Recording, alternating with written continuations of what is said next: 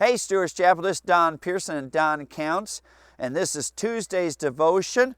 We're in Galatians chapter 6, verse 9 and 10.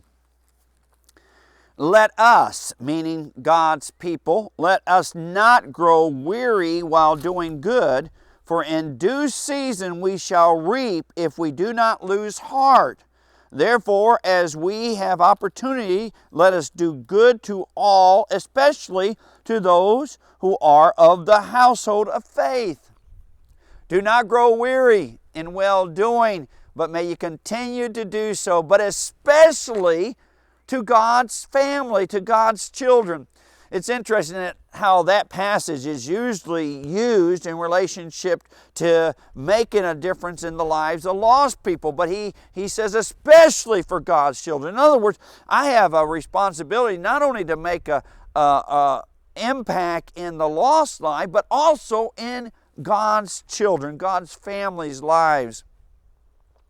There was a village in Belize that I went to for about 3 years.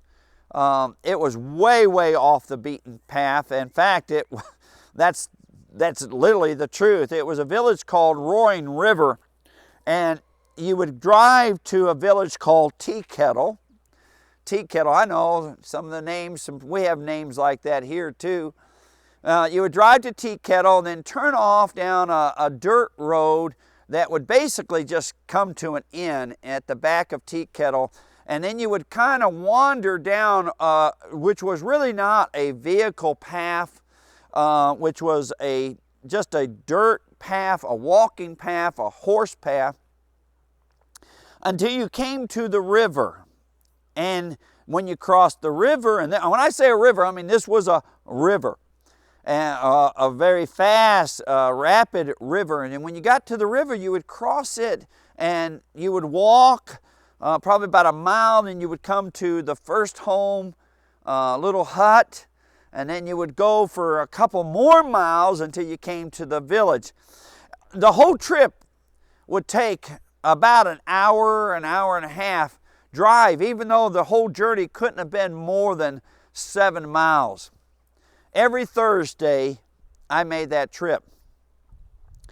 Most of the time, I made it with an old Ford Bronco. An old Ford Bronco that literally had holes in the floorboard. I've talked to you about that before. Initially, I would drive to the river, and then I would take my pants off, have shorts on, wade the river, get across the other river, and put my pants back on. And then I would walk the rest of the distance to that very village of nothing but National Geographic type pictures of little bitty huts. Most of the people there were people that had fled Guatemalan, a lot of Mayans as were there. There was one family that was from El Salvador that was there. And I would go every Thursday. Sometimes we would carry gear. One time I carried teams in. It was a hard trip. It was always a hard trip. During the rainy season, literally I would get to the river using a come-along to pull the vehicle from past one block mud hole to the next, from one tree to the other, just pulling ourselves along. I always took a couple of the youth, usually Willie and John Bull with me, and we'd take shovels, and sometimes we had to dig our way out. After time went along, actually a logger was logging back in there. He told me, he said, you can drive through that river. And I thought, man, that river is deep. And so he told me, he said, all you got to do is take your fan belt off. And when you get to the other side, put your fan belt on. And I want to tell you something. He was right.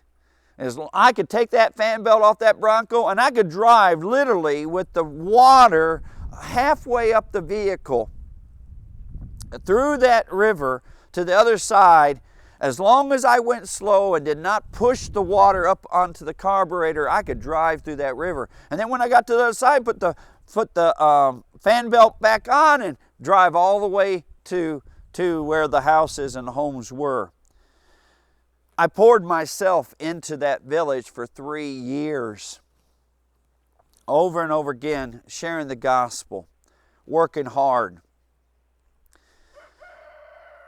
The end result was the salvation of one salvation. And it was the young man from El Salvador.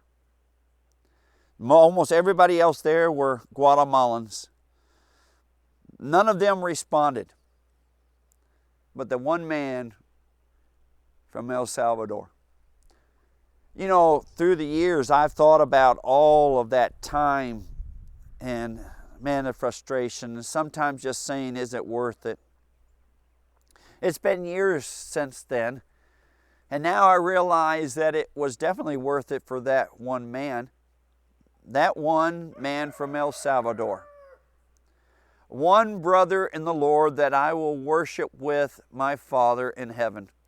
It was worth it for him in one village in the middle of the jungle. There are times when doing what God calls us to do, we wonder if it's worth it, if it's worth our time and energy. You know what? Let me ask you this question. Let's say that you live your whole life doing exactly what God wants you to do, and you never experience any of the physical blessings of this earth. Is it worth it? No one ever comes to know the Lord because of it. Is it worth it? The answer is absolutely. It's worth it if there's zero. It's worth it if you find yourself being a martyr. It's worth it. Doing what God calls us to do is worth it, whether it never affects our bank book, if our eyes are never able to see the results of it, it's still worth it. You know why? Because He is worth it. At least He thought you were worth His Son. You're worth all the attention that He gives to you. So I guess, well, no, I don't guess. I know He is worth it, isn't He? Love you, Stewart's Chapel.